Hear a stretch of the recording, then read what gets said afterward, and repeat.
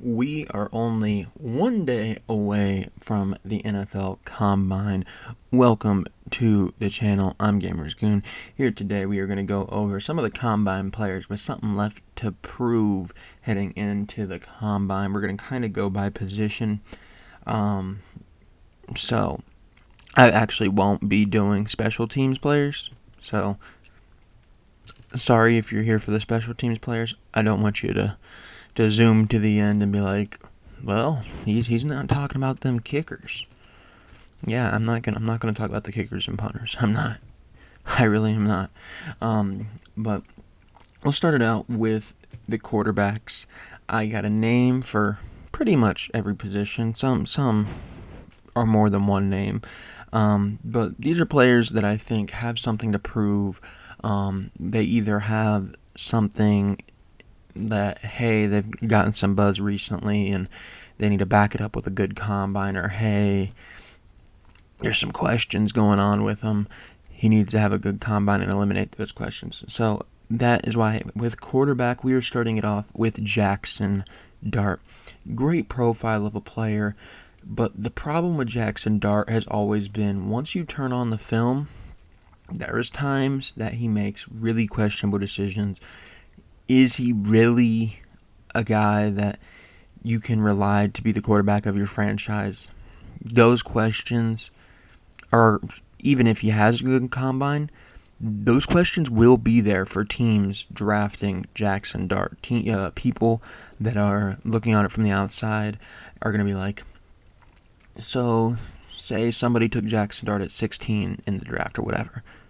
Well, is Jackson Dart worth a first-round pick? And that's kind of why he's here, because there has been some buzz after the Senior Bowl that a lot of scouts think Jackson Dart is a first-round pick. I've seen that maybe Jackson Dart might be a top 10 pick, and who knows if he goes higher than that. We didn't expect Michael Penix to go as high as he was last year. He went high. Jackson Dart could be this year's Michael Penix, where you're like, well, he could end up in the top 10 and people would kind of be shocked. So Jackson Dart, a lot to prove here at the Combine. He's going to be one that I'm definitely looking at and seeing how he does in the Combine. Does he throw well? I'm not sure. I mean, some of these guys don't throw or whatever, right? And if he elects not to, I haven't dived on to whether or not he's going to do certain drills or whatever. If he elects not to, how does he perform in his pro day? Jackson Dart is somebody that is very interesting in terms of this whole draft cycle, because he is somebody that I think going into it, people weren't really thinking. I mean, to be honest, I was sitting there, he'd be lucky to be a second-round pick, maybe a third-round pick is where I'd expect him to be. And now we're getting this first-round buzz with Jackson Dart. So he's somebody that, I mean, he had good moments in college, but he also had moments of like, Jackson Dart, what are we doing here? And that really is going to be what you try to eliminate when he is in the pros. But does he have a good enough combine to eliminate some of those concerns? Does he answer questions well at the combine when he's interviewing with teams? I mean, the combine is much bigger than just how you perform on the field, right? I mean, yes, you run a 40, yes, you do certain drills, but you'll also be interested to see what kind of vibe teams are getting off of Jackson Dart. Are teams impressed with how he answers questions and the quarterback IQ test and all that stuff?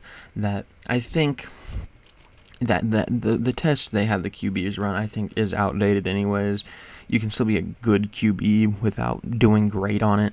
I mean, didn't CJ Stroud not do too well, and he's been a pretty good QB since entering the league 2 years ago. But yeah, Jackson Dart definitely gonna have a lot of buzz around him during the combine. Gonna have to see what teams are thinking of him, obviously, after such a good time at the Senior Bowl. Then we get the running backs. In the running backs, this is one of those positions that I don't have one player. My running backs, I wrote this. This is the players to watch in the running backs. Everybody but Genty. Everybody. Because you ask me why. Genty's clearly the first running back off the board. There's no ifs, ands, or buts about it. I'd be shocked if it's anybody else. It'd be absolutely wild to think, right? And if it happens, a lot of people are gonna clown the team that does it. Genty is the number one running back. Now, where does Genty go? I know that people think he might go top 10, probably a first round lock, but running back position's weird. Maybe you don't see him until early second round. I think that would be the furthest he could slide, even though that slide to me just seems completely unrealistic. I don't think that he would even slide outside the top 15, so it'd be really hard to see him fall even further. It'd be very difficult to see any of these other running backs go ahead of them, but the thing is about all these other running backs, there's a good depth to this running back class, and that's the thing that, like, when you're asking me, and I'll do a video on this later, after the combine, and after the combine, actually, I think next week probably I'll do the Bears video of who I want them to take and who I was impressed by and who I think might be a good fit to the Bears. I'm okay with passing on Ashton Genty because I think there's depth to this class, and I think maybe if you can get a Will Campbell, maybe Kelvin Banks, whomever for the Bears, I think that might be a good option. But the running backs, there's a lot of names in the hat for number 2. There's more names in the hat than I even wrote down. I wrote down Woody Marks, Cam Scattaboo, Dylan Sampson, Quinshon Judkins, Jordan James, Trevion Henderson, Amarian Hampton. All those guys are guys with their names in the hat. I think realistically, the second one probably is between Scattaboo, Hampton, and Henderson. I think that's more realistically probably who you're going to see on draft day to go second. Maybe Woody Marks might throw his name in the hat a little bit. But Dylan Sampson, somebody I was impressed with this year. Quinshon Judkins, obviously, if he has a good combine, could eliminate some of he was so highly regarded the year prior, and then people just didn't really get the same vibe out of him this year, joining Ohio State. Now, granted, he was part of that duo backfield with Trevion Henderson. Jordan James, somebody that obviously, as an Oregon fan, I've watched a lot of. I could see him bouncing up the board, especially after you see the success of somebody like Bucky Irving. And then Amarian Hampton, I think, definitely is a guy to watch out for at UNC. Really good running back. So there's a lot of names in the hat there. There's I just named off 6, 7 guys. There's a few more that I didn't even mention that fit the bill. To be honest with you, they could be guys that you need to watch out for. Now, when you're looking for this, realistically, it's probably going to be somebody that separates themselves with a 40 or something like that, right? So you're probably looking at maybe Amarian Hampton there. You're probably not going to be getting great 40 times out of. I don't know what Jordan James or Scattaboo can really do in the 40. I'm going to be honest. I think they might be like 4.4, 4.5 guys. But then you get to Amarian Hampton, who I think might fare a little bit better. Maybe get a sub 4.4. It'd be interesting to see, though. It'll be definitely interesting to see with that running back group who can separate themselves at the combine. Like I said, it's a battle there for RB2 behind Genty, so that is definitely a position group that if you don't have much time but you want to tune in to the combine, tune in for the running backs because it's going to be an exciting time. I think there's going to be some fireworks there. Trevor Etienne's in there. I didn't mention him. Donovan Edwards, Mullins from Michigan's in there. Guys I didn't even mention as potentially being in that RB2, but all pretty solid running backs. Donovan Edwards at one point was thought to be one of the better running backs that would have been in this class, and he's kind of seen his name fall because he wasn't super productive at Michigan this year, right? So maybe if Donovan Edwards has a good combine, we're talking about him a little bit more. But really, when you look at it, this running back class, it's going to be a lot of fireworks at the combine. You're gonna want to look at the pro days. You're gonna want to see these interviews, right? I mean, obviously you can't watch the interviews or anything, but you want to read up on them. Say, well, the Titans were impressed with so and so, right? Trying to get a feel there for who to expect as that RB2, because I think all the guys I mentioned, their names could be in the hat, surprisingly. Like, you might be like, really? Cam Scatteraboo going number 2 at the running back position? I think it's very likely. He had a really good season, and I think he's one of the tougher runners in the class. But it depends really how you perform at the combine, what separates who, right? So maybe Cam goes in there, puts up great bench numbers, and people are like, hey, he's a strong runner. Makes sense, right? He doesn't put up the fastest 40, and then maybe you get somebody else in there that puts up a real fast 40, doesn't have good bench numbers. It really just depends on who can even it out, right? So say you get in there and Trevion Henderson, he might not have the fastest 40, but he's got second, third fastest in this group. Same thing with the bench. Maybe that's what helps separate Trevion Henderson, the most well-rounded of the group. And not to say Trevion Henderson is the most well-rounded, but to get a visual for teams of who is the most well-rounded player out of that group. So the running backs, I think, is going to be real fun. So I have a singular player. This is a position to watch out for because I figured you will probably get it at this point. He plays 2 positions. Travis Hunter.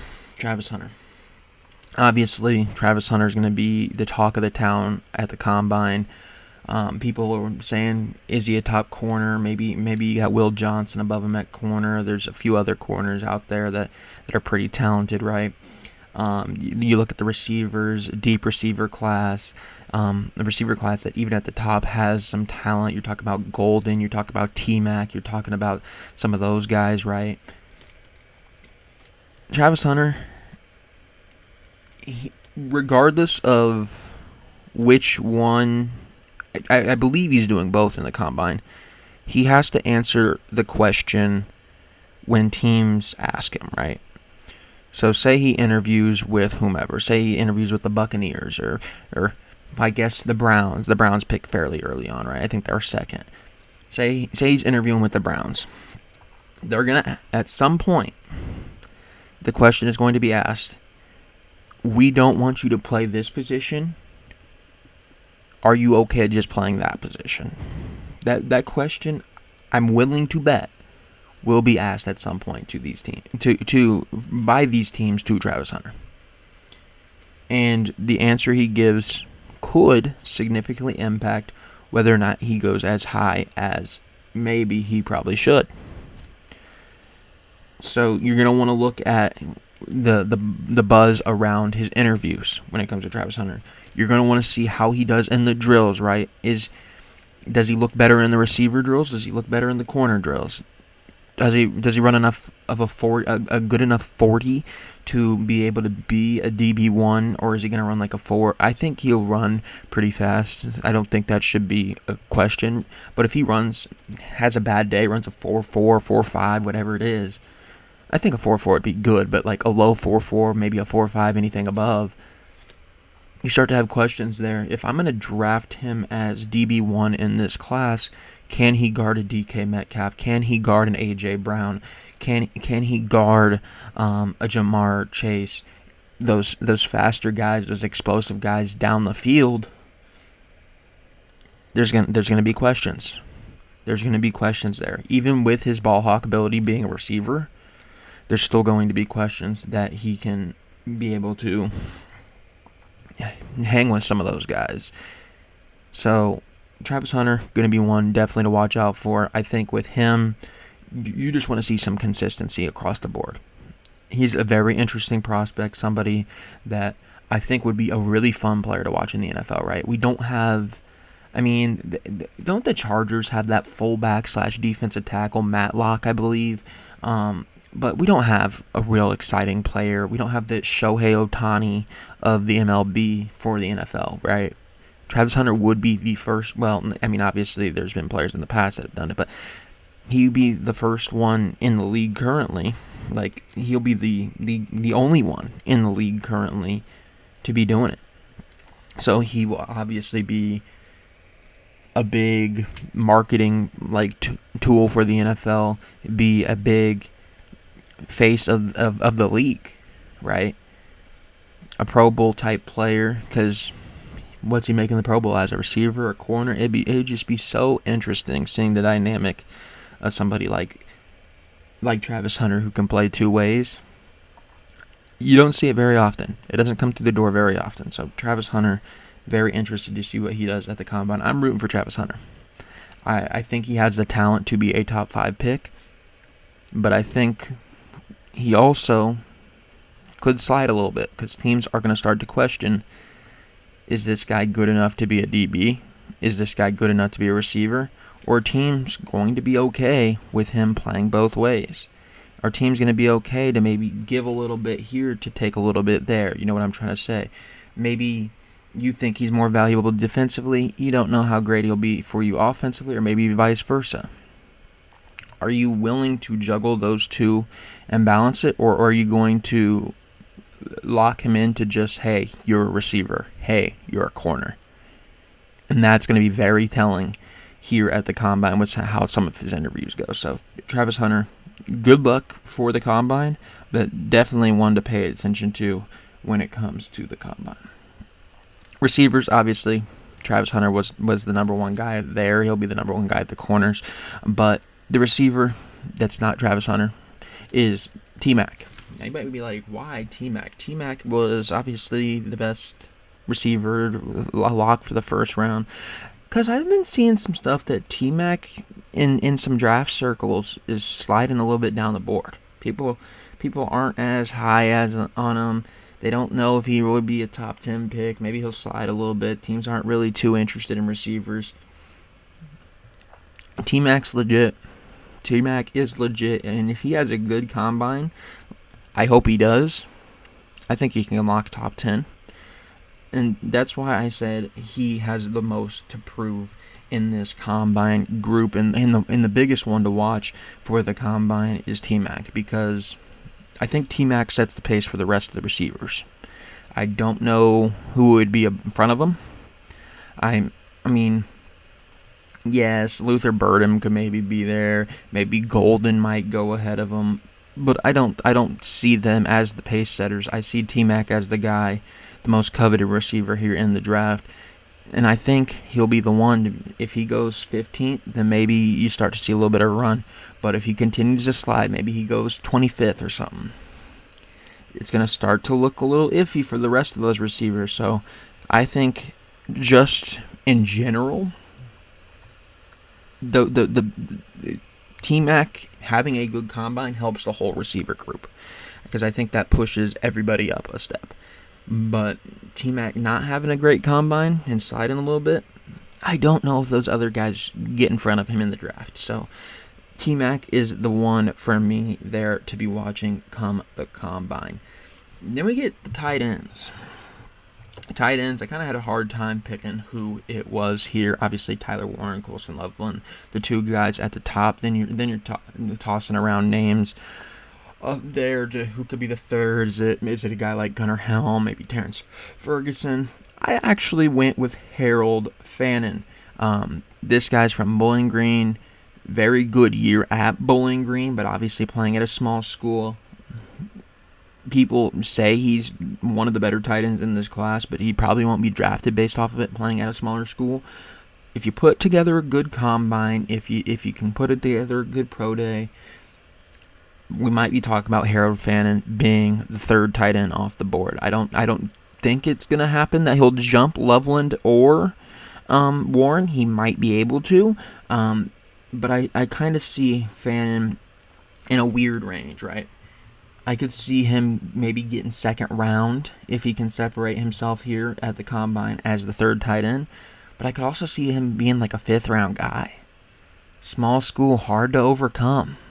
We'll see what Fannin's able to do, but he's going to be one that I'm going to be looking at the Combine and seeing how he performs, because I think he'll be one that could make a name for himself and earn some money on the Combine.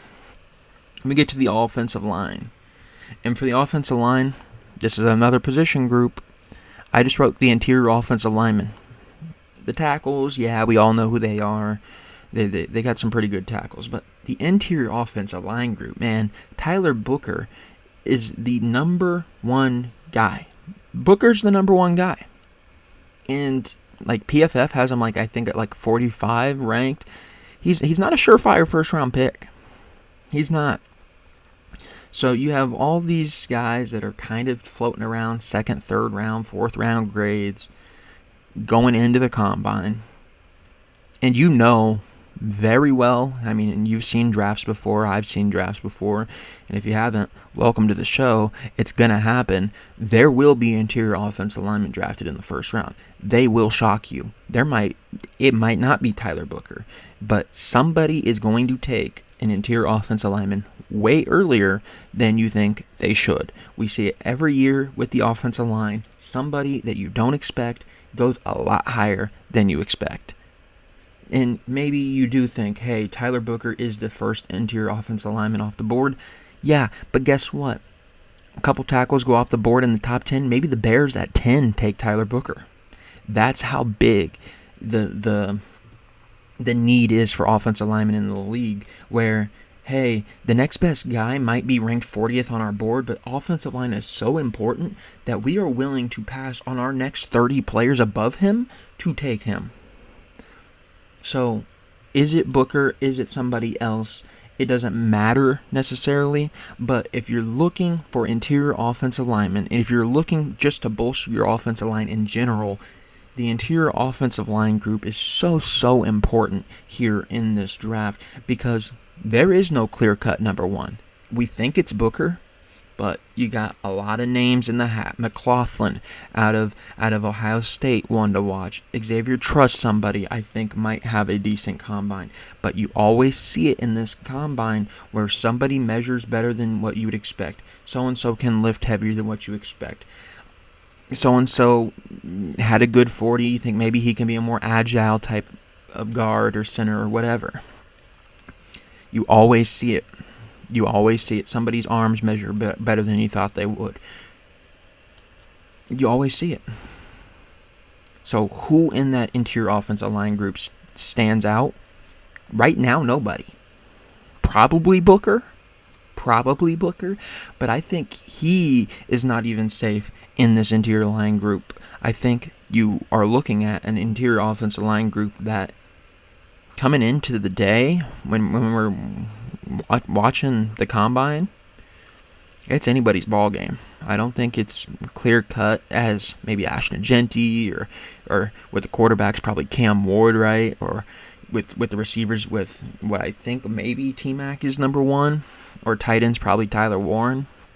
The offensive line, obviously you got Campbell, you got Kelvin Banks, then you got a couple decent tackles that I wouldn't take before those two, but you got an interior offensive line group that grades behind all those tackles, which, to be fair, usually happens. Tackles get rated higher. Tackle is a position of priority, but teams will draft interior offensive linemen in the first round. So somebody here in this group, if it's Booker, it might be somebody else. Somebody will be making a lot of money on the combine and based off how they perform. So definitely watch out for the interior offensive linemen who can separate themselves. Then we get to defensive ends. Another one kind of following the Harold Fanine small school thing, and you probably know where I'm going with this. Mike Green. Now you might be like, Mike Green, I've seen his name floated around in the first round. Yeah, I agree. Mike Green's combine is important because, A, he played at Marshall, which, once again, some of these small schools don't get as much respect. They don't play the toughest competition. Teams might let him slide. But if you come out and you have a good combine, and you are Mike Green here, I think you could potentially go top 10. If you come out and you have a lackluster combine, or it's not really that impressive, you might fall late first, early second. There's a big area that Mike Green can fit into, because you're looking at a player that played at Marshall. But he is one to definitely look at when it comes to the combine and pay special close attention to, because you're probably looking at who might be after Abdul Carter. Maybe it's a Jack Sawyer. Maybe it's the Ole Miss guy, right? Who I cannot pronounce his name. I am sorry. And then you're looking at maybe Mike Green. Can he figure out a way to be a top 10 player? I don't know. So Mike Green, somebody I'm going to be looking at.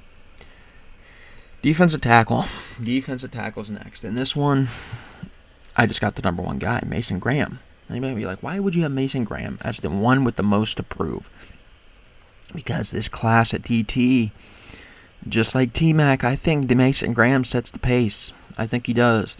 Because if I'm drafting and I need a defensive tackle, and I need maybe an offensive lineman, and I'm picking like 7th, and I get the option between the top tackle and the top defensive tackle, or the top left tackle or right tackle, whatever, offensive tackle, and I get the chance of a defensive tackle, I'll be taking the top offensive tackle. You know why? Because I'm looking at the talent here in the defensive tackle class. Mason Graham's number 1. Then you got Kenneth Grant, Walter Nolan, Derek Harmon, Tyleik Williams, all guys that could fall. Go higher maybe than you expect, but they also could be guys that you can hope at least hey, once I start to see a defensive tackle run, at least I got to call up and try to trade. But I'd be okay with any of them. I'd be okay drafting any of them. I think they're all pretty talented. I think they are going to push Mason Graham. Hey, you got to have a good combine because, yeah, you're number 1 right now, but who's to say Kenneth Grant can't jump you? Who's to say that Derek Harmon can't drop you? Who's to say Walter Nolan can't jump you? I don't think Tyleik Williams would jump anybody, but maybe he's in the running. Derek Harmon's the one I would love to have in Chicago. I watched him play at Oregon, and he was an absolute game wrecker. He was the focal point of the defense. And he's probably, when you look at it, the 4th defensive tackle off the board. It's a deep class at the defensive tackle position. You might be able to get away with letting him slide. Mason Graham has to prove that you cannot let Mason Graham slide. That is what he has to prove at the combine. So that is why Mason Graham is there at my defensive tackle position. Then we get to linebackers. I got Jay Higgins. I feel like he's a little disrespected in the PFF terms. There's some linebackers that are ahead of him. They're like, Jay Higgins was pretty good at Iowa. Why was he not rated as high? And that just comes with how PFF grades sometimes. But I think Jay Higgins is definitely somebody that could turn some heads at the combine. I think he is somebody that it will be a good linebacker in the league. But unfortunately, I don't know if he's going to have really as much buzz as some of the other guys. Not a very buzzy linebacker class, but he's somebody that I think on the right team could be pretty successful. Now it's just a matter of putting it on the turf in Indianapolis for the combine. I think Jay Higgins might be the one to come out of the combine with the most not the most to prove, but the biggest boost to his draft stock in that linebacker class, because let's be honest, the linebacker class not as strong as some of the other positions. Next, we got the corners, and you might be like, well, we're going to talk about Will, or, oh, we're going to talk about Harrison, or, oh, we're going to talk about this guy, right? No, we ain't talking about none of them. Not one of them. We're talking about Kobe Bryant. We're talking about Kobe, not R.I.P. Kobe. Like, not the Lakers Kobe. Kobe, C-O-B-E-E, Bryant from Kansas. And I'd almost throw in Melo Dotson with him. I loved watching Kansas. Those two corners are fun to watch. Kobe, over the last 3 years, has 11 interceptions. Might not be the best ball hawk numbers, but he was rated in the 80s as a corner, which is really good. Kobe is somebody that I think could potentially play his way in, not necessarily into the first round, but maybe move up in significant amount, because you're probably thinking maybe third round, fourth round with him. I think he might be able to fit in that second round. He is one of the better corners in this class. I'm not even joking. I absolutely love Kobe, but unfortunately, he hasn't had as much buzz as I have about him. Because I've watched him play the last 2 years at Kansas, and he's been a fun watch. But unfortunately, not the highest rated guy in this class. So, Kobe, I think if he has a good combine, it'll be good. And I also wrote in his notes, he's someone I would love to have on the Bears. And then I also added, but he's also, more importantly, a DB that I think could rise in the offseason. I just wrote could rise, but in the offseason. Then we finish it off with the safeties. We're going to finish it off with the safeties. We'll be traveling to South Carolina for Nick Emmanwori. I think he is probably in the running there for the third safety off the board. I'm going to be honest, their top two safeties, they don't wow me, but they're just higher rated. They're just, you're not going to probably jump Malachi Starks. It's just not going to happen, really. I think there's some room there for that third safety, though, to maybe make some money and jump up. And Nick Emmanwori is one that I'd be watching for in that class. He's somebody that, I mean, even at South Carolina, he stood out. He stood out on a South Carolina team that was pretty good. They were pretty good. But Emmanwori, somebody that I think could definitely be a good safety in the NFL. Anyways, thank you for watching. I will see you all next time. This video will be uploaded today at some point, probably early afternoon. Later tonight, there will be a Survivor 48 Episode 1 recap. And then tomorrow afternoon or evening or whenever it's over, we will be covering the Combine Day 1. Thank you for watching, and I will see you all next time.